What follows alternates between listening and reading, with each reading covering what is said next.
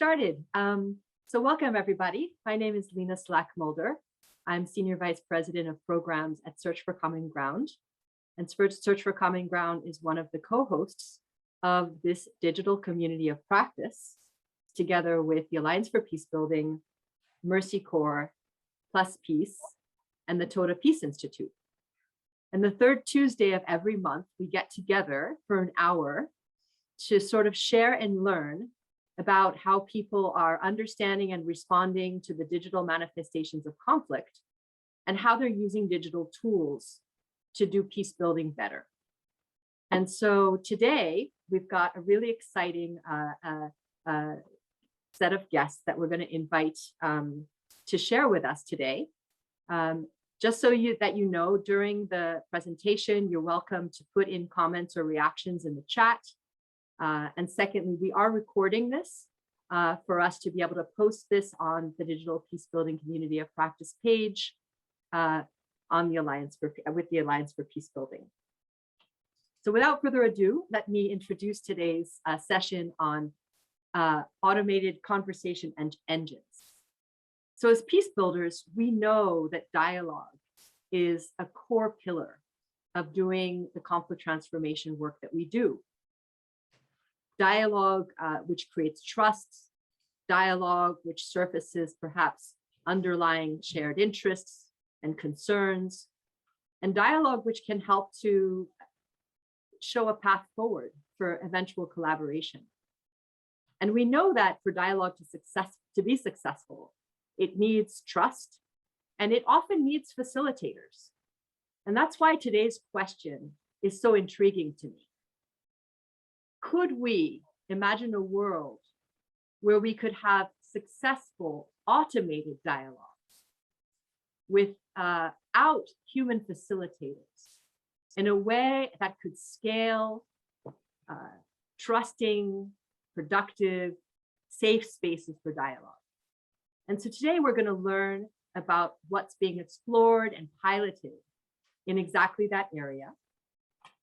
We have Natalie Docherty, who is the Growth and Partnership Director at Kazm, where she's been since 2021, who's going to talk us through what is Kazm and how have they been trying to answer this question.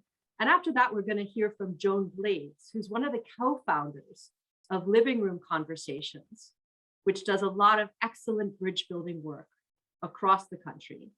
And Joan shared with me the vision of what could it look like if millions and millions of people could be having constructive and collaborative dialogue online.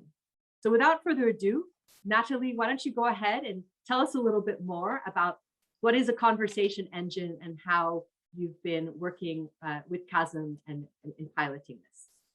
Sure. I'm gonna go ahead and share my screen here. Sorry, one second. Okay. So just a quick disclaimer in case, and thanks for that introduction, Lena. Quick disclaimer, if anyone, we recently rebranded from Junto to Kazm. So anyone who may have been familiar with us under the name Junto, we're now Kazm, just as a heads up. But yeah, would love to walk you guys through kind of why we started, some of the partners that we're working with, and then I'll introduce the Living Room Conversation space and hand it over to Joan to talk about their experience more specifically. So just to get started here.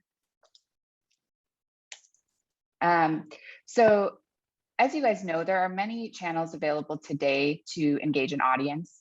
However, old school conversation is still the most effective way to create impact. So if you think about it, when's the last time you were convinced of anything by an ad or by a tweet? Real research shows that people remember only 20% of what they hear, but 70% of what they discuss. So if you're looking to create real change, you need to have real dialogue.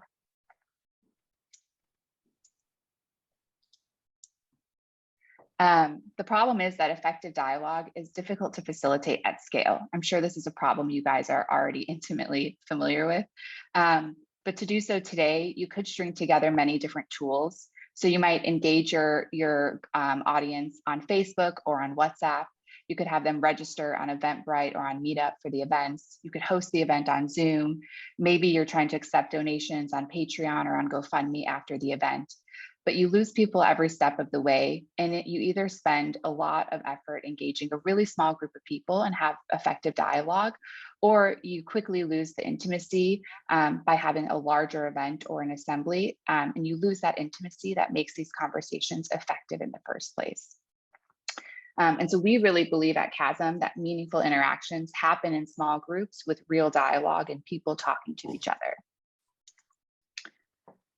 So that's why we started Kazm. We consider ourselves the ultimate conversation engine. So we make it really easy to bring people together for meaningful dialogue. Existing options that you have now tend to fall on a spectrum from those that don't really scale well, like in-person events, or in fact, events you can't even do right now, and to those that lack meaningful connection, like live streams or chat forums. So we bring it all together as a way to have that kind of true human connection in a small group format and intimate conversation, but in a way that can actually scale. So we're currently partnering or piloting with over 25 partners whose missions range from improving healthcare outcomes to supporting infrastructure policy. To highlight a few of these examples, Police to Peace is an organization that we're working with.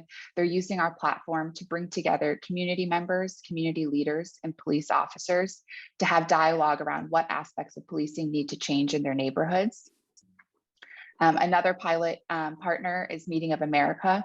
So they're engaging in dialogue to connect across divides and discuss American values. So they use our smart matching and hostless capabilities to match participants with differing views.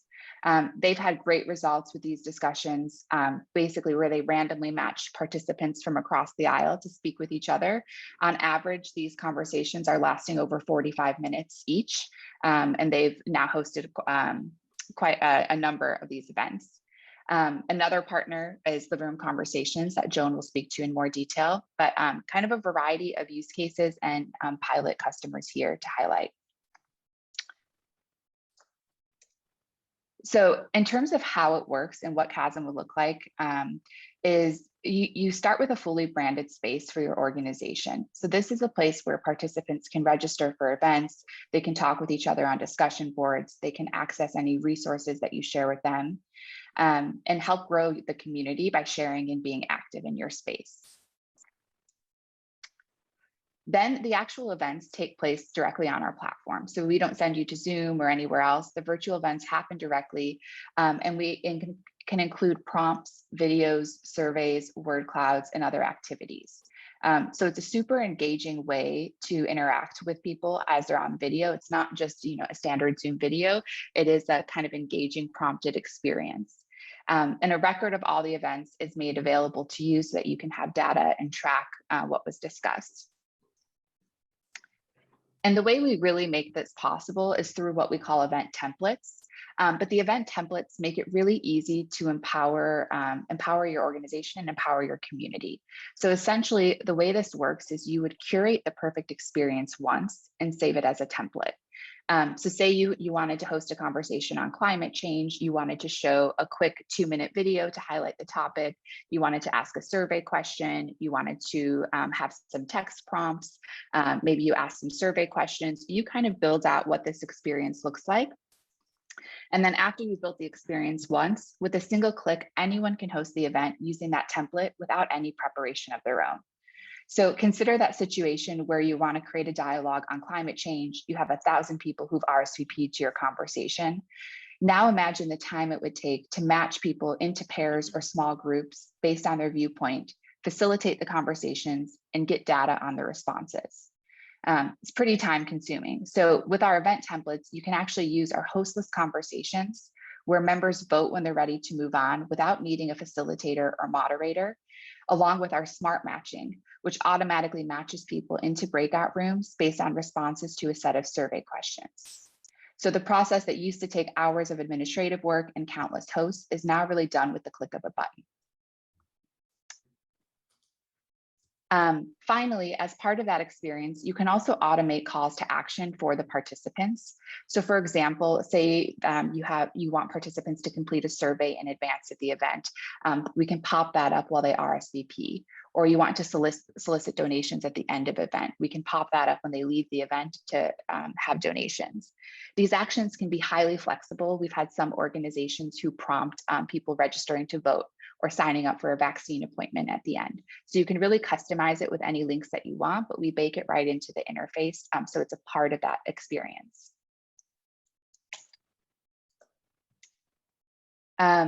And then just kind of high level what it looks like. I won't go into a ton of detail here because I'll actually pull up the living room conversation space and show you there.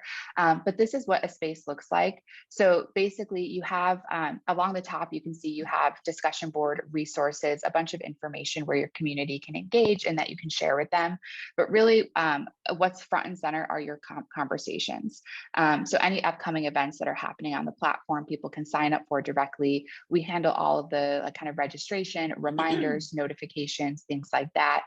So it's a really seamless way to engage your audience and manage that registration process. And then from here, all of the videos also happen directly kind of within this interface on our platform. So I'll pause there and maybe I'll head right into the living room conversation space to show you guys, give a quick overview and then hand it off to Joan, if that works. So just want to confirm you guys can still see this new tab I have here, right? Yes, we can.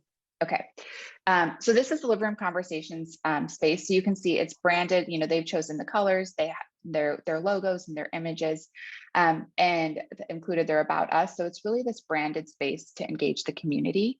And what they've done is they've curated over 150 different topics that they want their members to discuss and engage around. So I'll go into one of these here. Race and faith communities. So this is that template that I was mentioning. So they've come in and they've built out, you know, they have introductions, conversation agreements, getting to know each other, exploring the topic. They've really built out what they want this experience on race and faith communities to look like. And then they're allowing their members to go in and create events around it. So living room conversations, one thing I'll point out here, they've chosen to use a lot of the text-based prompts. This is where you could also have these kind of prompts and cards that show up in the meeting and guide the conversation forward. Could also be surveys, word clouds, videos, images. So there's a lot of flexibility in the formatting, but for living room conversations, the text prompts work really well to just kind of have, you know, simple prompts to engage the conversation. But they have over 50 of these templates or guides that they've created, over 150 of these templates or guides that they've created. And then the way it works for their community is they actually have a totally decentralized model where they allow their members to go in and say, I want to host a conversation. So the members can start a conversation here. They choose what topic they want to discuss, and then other members can drop in to join them and RSVP for the conversation without having to know anything or prep anything in advance. So a member who sees this conversation here on social identity, they can click on it. They can come in here and RSVP if there was still space available. This one's actually full. They can see what's going to be discussed. They have the whole guide here. They can chat in advance of the event if they wanted to. They can see any announcements that the host has posted. But they can RSVP and basically join the conversation from here. So I'll pause there. I think that's a good point to hand it off to Joan to talk more about what living room conversations has really done. Thank you, Natalie. That is amazing. And Kazm's amazing. You don't happen to have a picture of a conversation going on with all 6 people and the prompts on the right side? Let me stop sharing. I could pull one while you're still talking. I could find one and pull one up. That would be awesome, because you know, that's what's wonderful about Kazm is it allows everybody to have that video vision of each other. And then the prompts are just over on the right and take you along in a very organized way. So living room conversations, actually the pilot project started in 2010. And so we've been doing this for over 10 years. We're an open source project. That's why we have so many conversation guides. And they've been written to be welcoming across many kinds of differences and started around political polarization. And we have good large chunk of conversations on that. And race was a conversation. It's for talking across differences. And we started having those conversations. And after George Floyd was killed, that area just grew tremendously also. And we also have a lot of values and connection conversations that have been particularly gone into with COVID. So these conversations, we were dreaming of Kazm before Kazm existed. That's how wonderful it is to have this.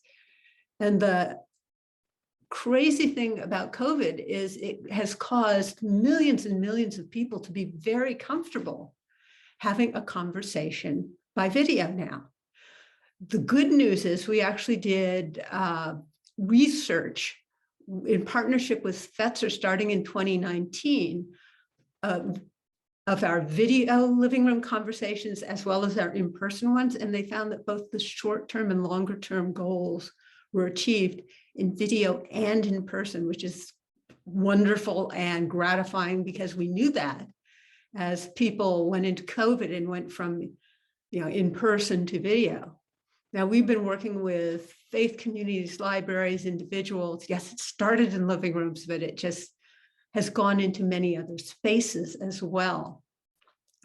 And Natalie showed you where you can sign up for a Kazm conversation, and that is wonderful. But people also do their own private Kazm conversations where you don't see it, you don't get to sign up. It's like the original conversation model where two friends with different viewpoints each invite two friends for a conversation that starts with the conversation agreements and moves to the first round, which is just a little kind of gives people an opportunity to talk about some of their deeper values and then the meat of whatever the topic is, and then just reflection and next steps. So this is really a deep listening practice and connection. And we're talking about one conversation, but a lot of groups do monthly conversations. And it can be a faith community or a bookstore, or it can be just a group of individuals. And they go deeper and deeper. And in addition to gaining insights about others and themselves, they also grow their conversation skills, which is kind of wonderful. So the capacity to invite people nationwide is amazing. And we have done this. Natalie showed you this wonderful screen of all these different groups doing this. And we've done this in partnership with Listen First and All Sides. And this is the bridging community is very committed to trying to create culture change. And that's why I'm delighted to be here talking with Natalie, is because there is social science that suggests if we can get 3.5% of the population really committed to this kind of work, we can change culture. And that would be a little more than 8 million people in the US. And though this is open source, and I know it's been used worldwide, it's been translated into Arabic and Portuguese and Spanish, the Living Room Conversations team is focused on the US because this is where we have cultural competence. And, everyone just has some narrow piece of cultural competence, but collectively we are working together. This is something I co-founded. There we are. There's the 6 people talking. No, you got 2 of the same guy there, but that's fine. Thank you, Natalie. Yes, sorry, didn't mean to interrupt, but just wanted to pull it up since you had asked for it. Finally got my hands on it. That's great. That's close enough for sure. And it's a great way to be able to work together. So it's not, there still are challenges. We were talking as we came into this, how many people are coming today? Well, when you have 90 people show up, sign up, you get about half. With a conversation like this, that is one of the tricks to the online conversation. Sometimes not everyone shows up. We really think 6 is a great number for a living room conversation. And so we actually allow people to 7 or 8 people to sign up, because when you don't have that prior relationship, I think it's more likely that you're going to have that. We're still studying the different thing, the optimal way to be working with this format, because it's a learning process. I think once you have a group that has coalesced and really connected, that it probably gets much more reliable, but I don't know. And that's something I hope you'll help us discover, because we've also seen that working with leaders in their communities is the best way to spread this practice. Now, the reality is, if we're going to have 8 million, 9 million conversations, if we're going to scale, we're going to have to do this together. So, I think it would be great to kind of go to the questions and answers now, unless, Lena, are there any key things I forgot to say, or Natalie? Please clue me in. I want to just ask a question for you, because you just said so interestingly, Joan, that the effect of dialogue in person and online is so similar. And I know that even when we're doing in-person dialogue and, a process of multi-stakeholder dialogue, you will also get people who drop out, right? But is there anything that you've noticed, or Natalie, anything that you've tried to adapt or tweak to grow the trust in using the platform and coming back to it, particularly because, as we've heard, there's so many ways that it can be used to help people take on their agency to be able to host a dialogue, right? Even if they're feeling as though they don't necessarily have all of those facilitator skills, it's such an interesting stepping stone towards saying, I've invited people into a dialogue. I don't necessarily have to be the facilitator, but I trust the platform. And in the case of living room conversations, the dialogue. So just to each of you about that trust factor, and then we'll open it up to questions. Go ahead, Joan. Well, in terms of the trust, it is that connection with the people you are having the conversation with that really makes it gratifying. Yes, we have some folks that just go, wow, I did not think I wanted another video conversation. And they say, wow, this fed me, this gave me what I needed. Because when you have a deep conversation about your values and you really listen to people and your own viewpoint gets expanded on something, and this is about, gaining nuance on something you're truly curious about.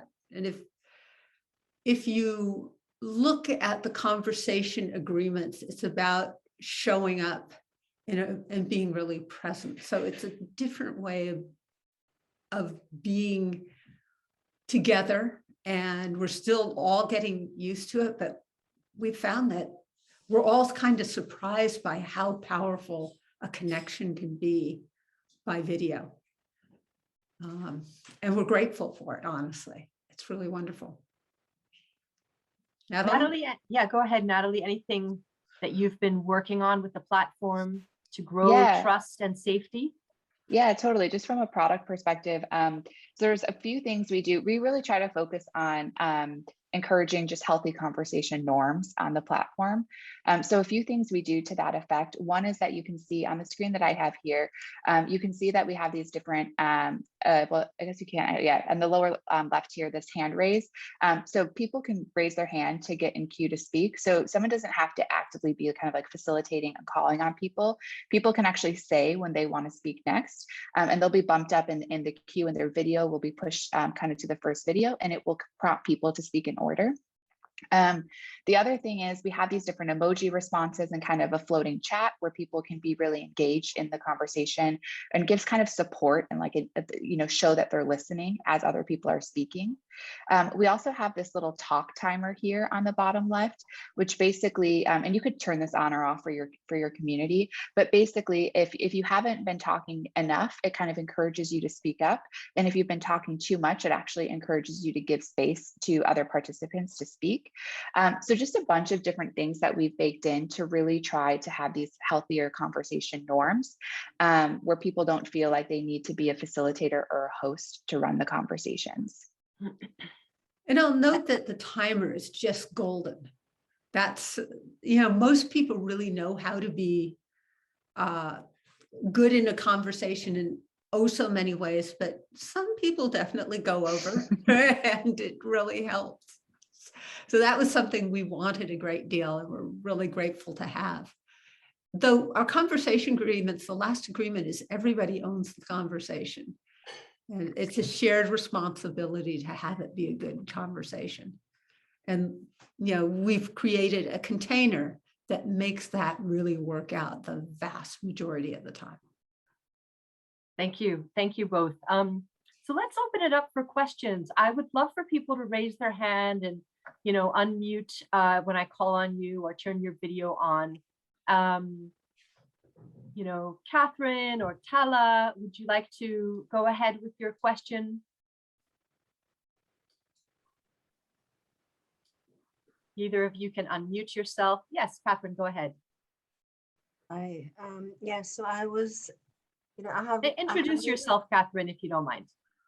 My name is Catherine Kinlock. I'm in the UK.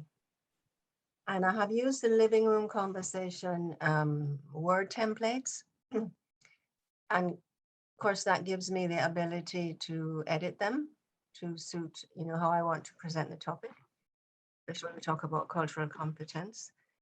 That comes in handy. So can I do the same thing on Kazm? Can I edit the templates that's there, or can I add a completely new template? Yes, it's actually totally up to the organization. So if the organization allows members to edit templates or create them, then you can.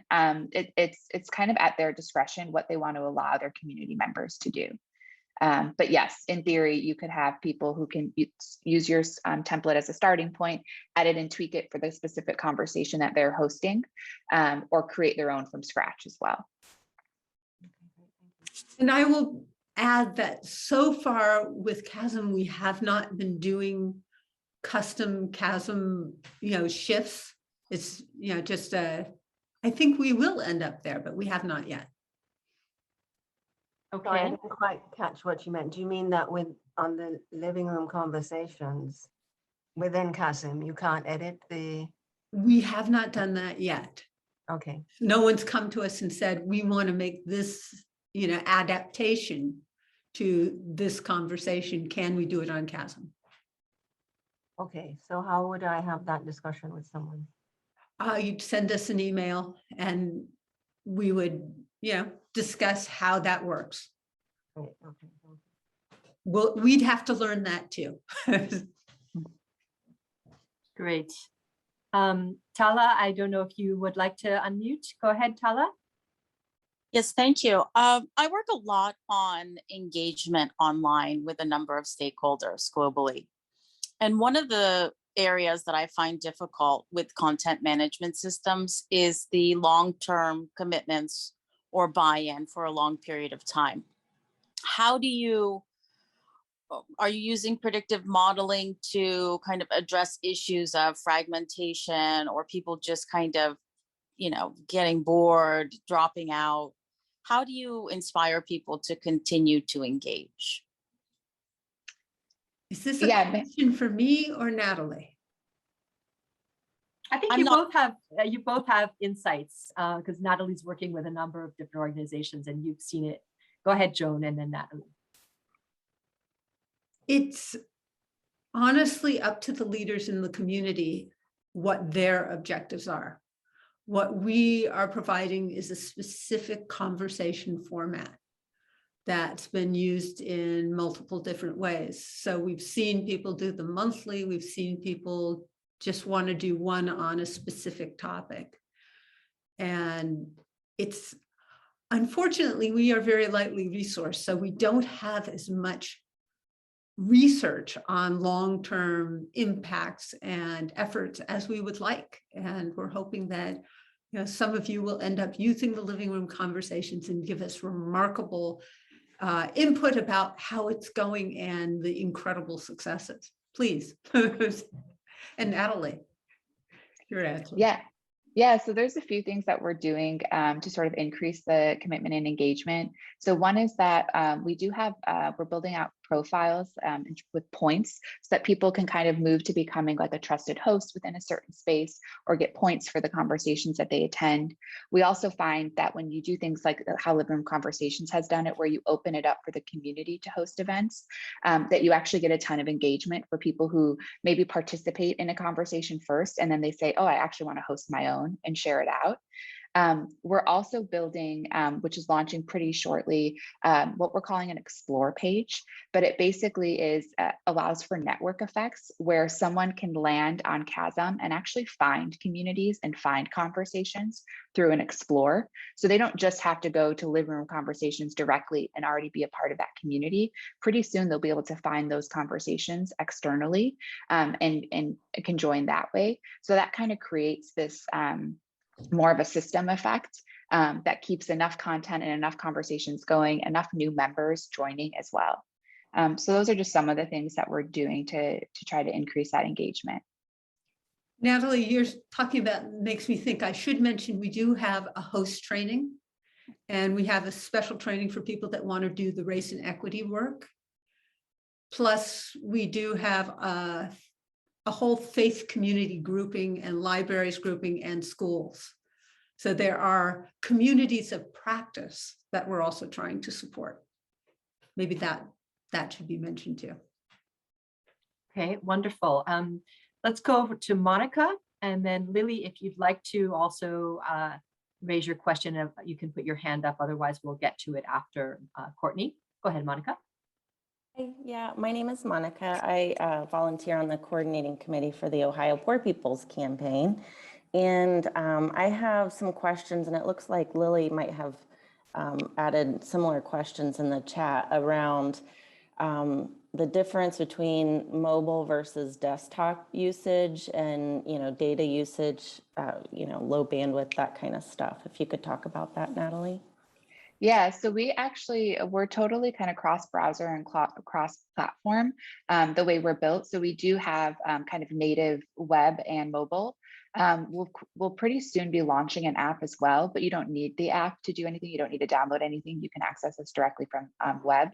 But yeah, we're totally a cross-platform. And I will say probably up until the past month, our desktop experience was better than mobile. We've rolled out a bunch of changes to mobile, so it's really kind of native for both. So you should have a pretty good experience there. Maybe you want to just go to Lily's question, which is just about the security features, and as well as the potential for toxic content, which we think humans can do better than conversation engines sometimes. Yeah, so there's a few things we do there. So one is that we do have like a single click sign on just for authentication so that there's no kind of trolls that can come in. The second thing is that we actually allow, particularly in the hostless conversations, we allow you to vote to kick out a member. So if somebody is being really toxic or saying things to the conversation, you can actually click on their profile and vote to remove them from the conversation. And it will pull up a prompt on everyone's window except that person to ask if you want to kick them out. And if it's agreed upon by the group, you can kick out that member.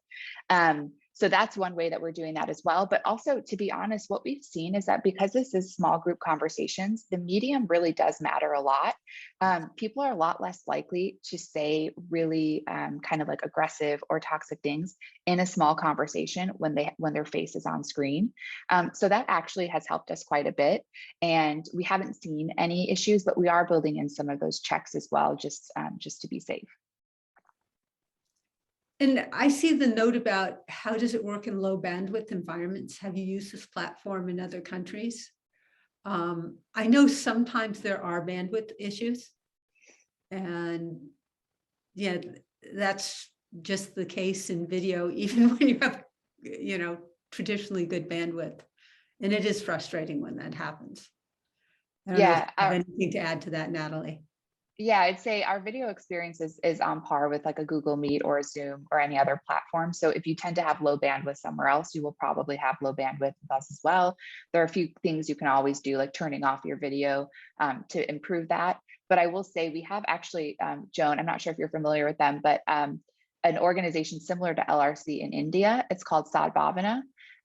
So they are, in terms of, that's the question around other countries, they're running their conversation on us, haven't had any bandwidth issues. So yeah, it is though a typical video platform. So there can be potential connectivity and bandwidth issues for people that have that with other platforms as well. I think the interesting thing is for people that just randomly get together, sometimes they really like each other, and we haven't yet sufficiently made it possible for them to have an ongoing relationship. It requires more of them thinking about it and figuring it out while they're in that first call. And so that's actually good news problem. We need to make that more possible. Courtney, why don't you go ahead and introduce yourself as well? Hi.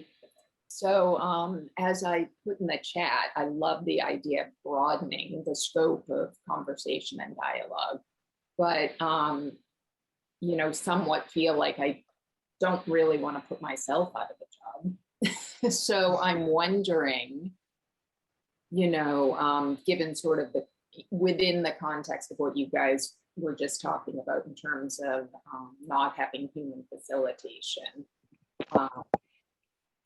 how can, you know, we sort of advance this as a supplement to a human facilitated dialogue or series of dialogues, while at the same time highlighting the unique value of a human facilitator? So I talk about living room conversations as an entryway, a way to be intentional about inviting missing voices.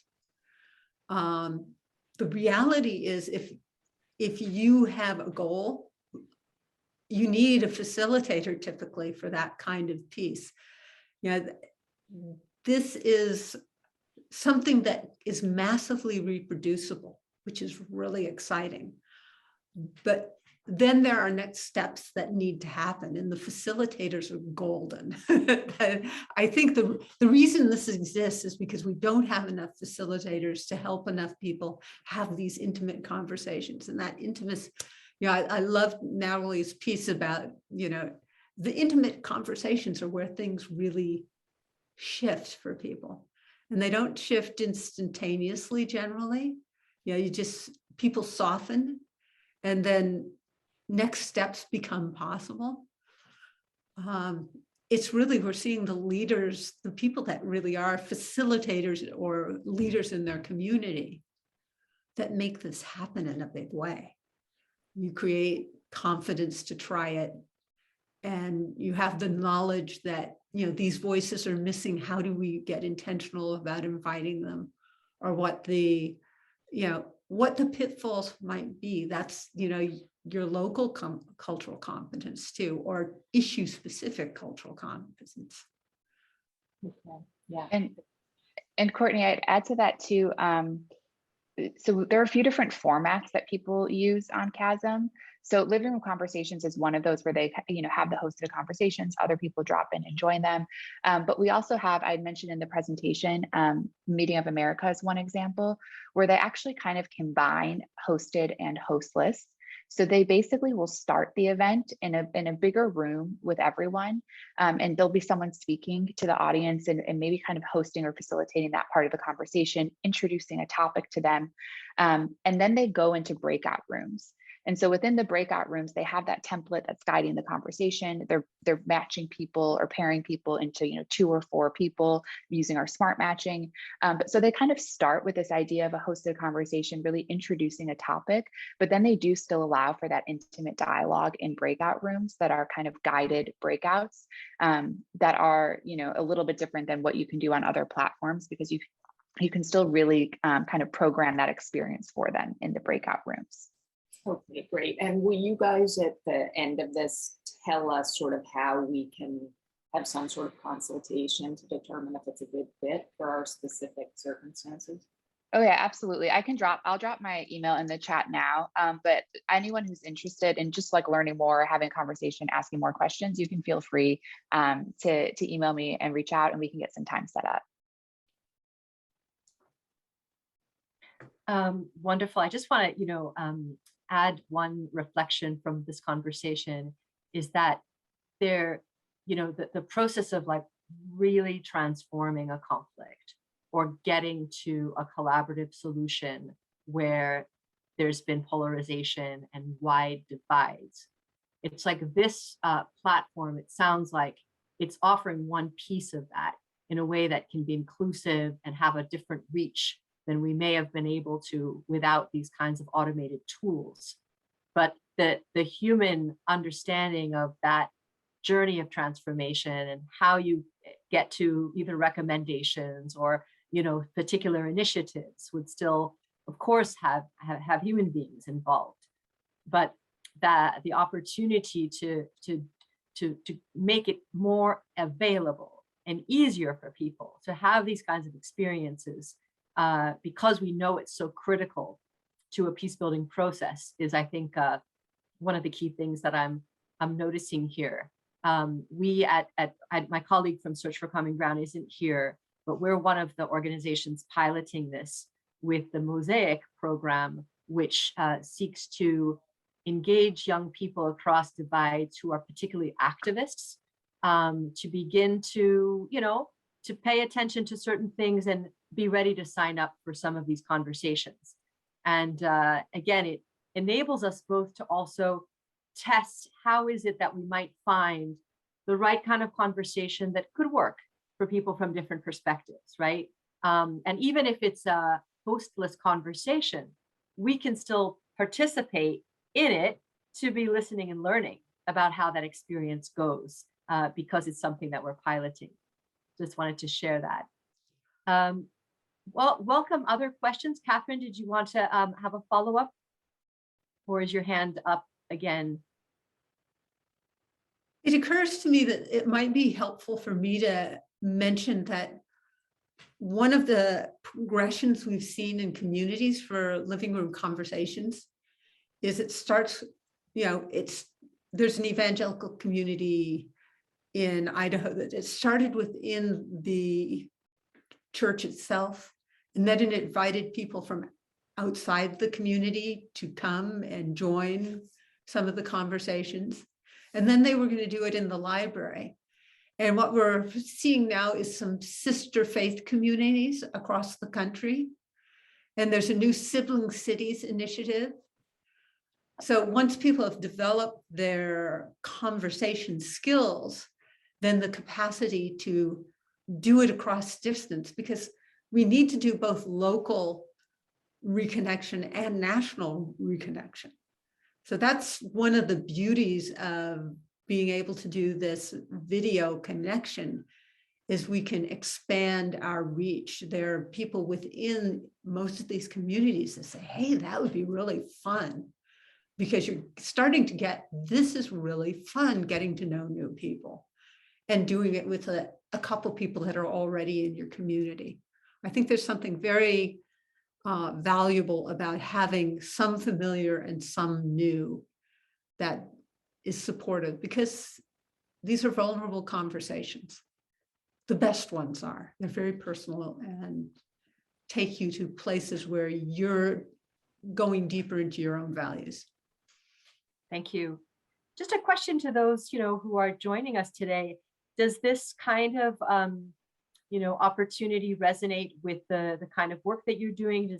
Does any of you see opportunities or perhaps want to flag other risks and concerns that come to mind as you listen to how we could scale dialogue with conversation engines like Kazm? I'll add one other thought, even though I've already spoken and my little meter would probably go, sit down, sit down. I've heard Liz speak to the research and data that, has become increasingly available on bringing people together in containers, that don't have maybe the appropriate facilitation, and how that can exacerbate divisions.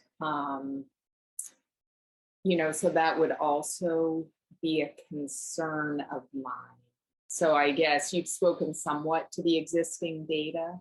I'd be interested in hearing how an individual project can monitor their own data.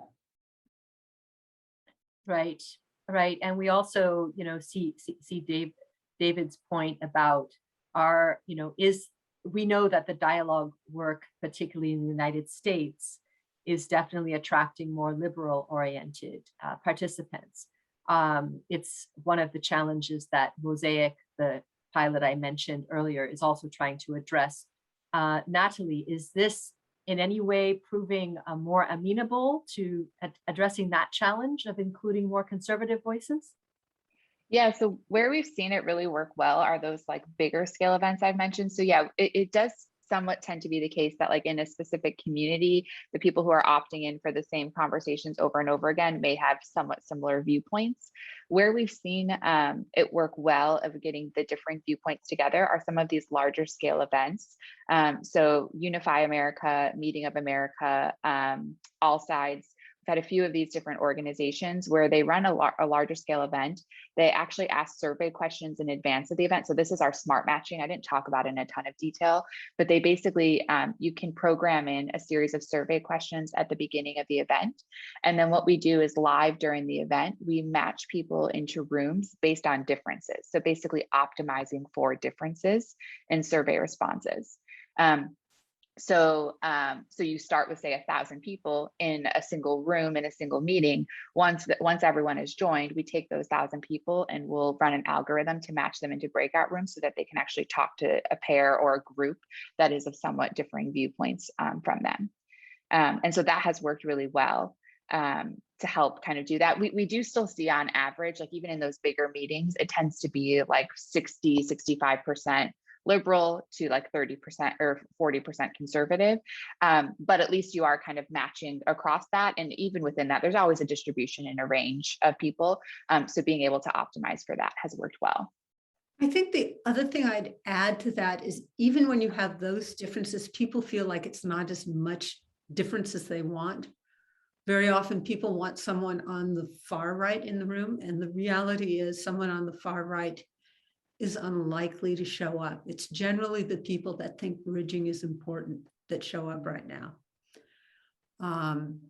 One of the stories I often tell is I co-hosted a living room conversation with co-founder Tea Party Patriots. And that's because someone introduced me to him saying, co-founder Move On, co-founder of Living Room Conversation of Tea Party Patriots, you guys should do this. Well, that intentional introduction actually worked. We thought it was an interesting idea. And he brought two of his friends and I brought two of mine. And that was a fascinating and really very productive conversation because we got to do some work on criminal justice reform as a result of that.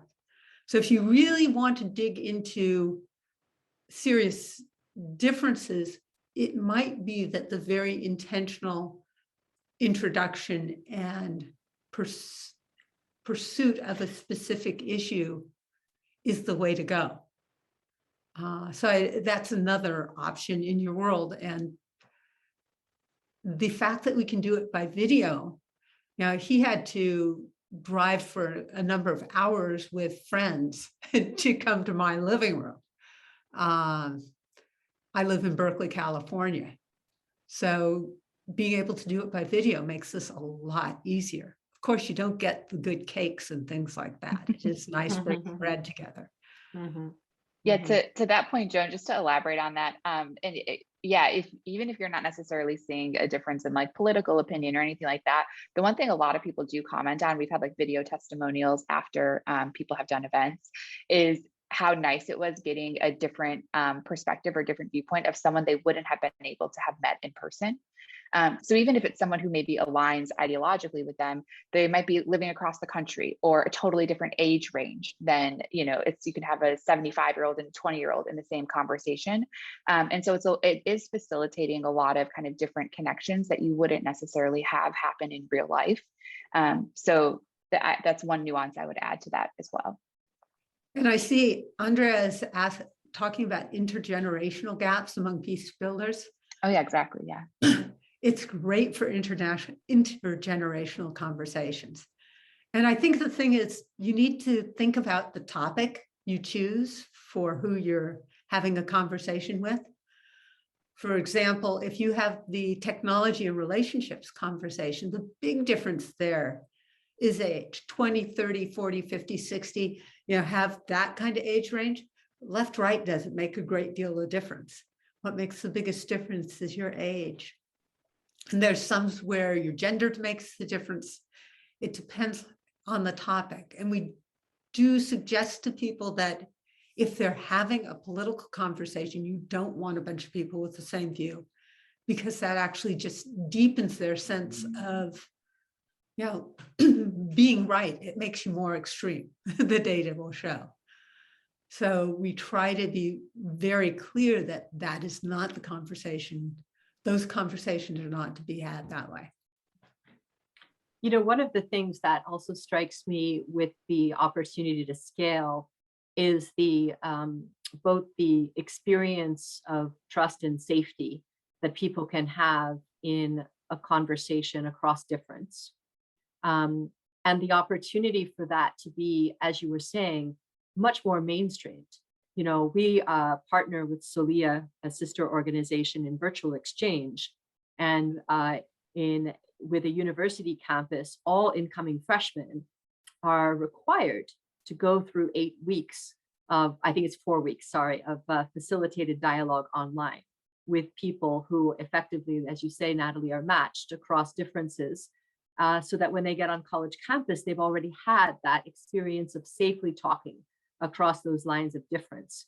And it just strikes me that, it could be something that could be piloted within educational institutions, within large companies, in ways to, again, just make people feel more comfortable with these kinds of conversations across difference. Totally. Yeah, and to the point of the pilots as well, Lena, I don't know if I actually mentioned this at the end of my presentation, but we are doing a bunch of free pilots now for organizations whose missions really align well with ours. This is an area we're really passionate about, and would love to kind of help build out in this space. So if your organization is interested, like I said, I dropped my email in the chat, but feel free to reach out, because we are doing these free pilots to kind of test out and see if it could be a good fit for you. I still have a question. Would I be able to ask Yes, one? go ahead, Catherine. Yes, go ahead. Yeah. So I'm thinking about, if I put out an invitation, and I'm trying to, people I don't know. So it's just anybody who's looking, who comes onto Kazm or places that you socialize it. And what would be the barriers to them signing up and actually turning up? And am I right in thinking that you need to create a Kazm account? And what about people's concern about how their data and their participation might be used, and what's being done with that? Yeah, so they do have to create, it's not a full account necessarily, but it's a single sign-on process. So they do have to authenticate either through email or through like a social account or something like that, just to confirm their identity. And we're not an ad platform, so we don't do anything with the data in that sense. The only kind of data piece is that you as the organization, you do have their data. So you could see nothing personal, but you would have like their emails and a list of who attended a conversation. So you as the organization would have that data. But yeah, the authentication process is pretty simple in that regard. And sorry, was there another part to that question as well? I think you had asked the third thing. I'm thinking that maybe the requirement to create an account, one is the protection, okay, because we spoke about offensive and people coming in who are not authorized, but also I'm thinking it might put people off in terms of they've released their data to say that, I came to this conversation and I spoke about this. And how do we reassure people about that? Yeah, we haven't, to be honest, we haven't seen that be the case so far. I think most people are actually pretty used to at this point, like almost anything you sign up for online these days, there is an authentication process where you're linking through another account. We haven't seen a ton of issues with that. But yeah, I mean, it's just kind of a reality of the situation that it doesn't make sense to have for us to have a video platform without the authentication. So we really do think from the safety perspective that it's something that we have to have. I think maybe if you join a Zoom call, you don't have to and some other things. There's very little barrier to participation with some other video conferencing tools. Yeah, so the Zoom bombing is a thing though, and so that's why I think for us we really have put more of a focus on creating a space that people feel comfortable engaging in. And so yeah, there is a little bit of a trade-off there, but to be totally honest, we haven't seen that be the issue. I think out of anyone who's ever joined the platform, we've only had one person comment back as feedback that they were annoyed that they had to set up another account. Hopefully, like anecdotally, those numbers continue where it's a very small percentage of people that have an issue with it. So we're getting to the end, and Natalie, I realize there's one more question that I haven't said. When you look at all the pilots that you've done since not even January, just like mid 2021, how many people actually have you reached that have participated in a dialogue? What kind of numbers are we looking at? I don't actually have the single number offhand, but I do know that I think we've had single events that have been more than 10,000 people. So that's just for single events. And then I think on a regular ongoing basis, we're engaging, hundreds of people a week in conversations. But I don't have the total number offhand. That's actually a really good question. I should know Okay, that. I'll invite you back next time to give us the number, because we got to reach the 8 million. We got to reach the 8 million to make the culture shift. But I want to thank both of you, Natalie and Joan, for this conversation, and for everyone who joined us today. This is an open community of practice, but you need to be notified. So you need to be on a mailing list, or else go to the Alliance for Peacebuilding page where you can find this community of practice. Thank you, everybody, for your interest. And if you have suggestions of work that you're doing, or you know that other people are doing in the digital peacebuilding space, please reach out to Nick, and we'd love to feature you in our events coming up over next year. Thank you very much. Thank you all so much. Thank you for having me. Bye. Bye-bye.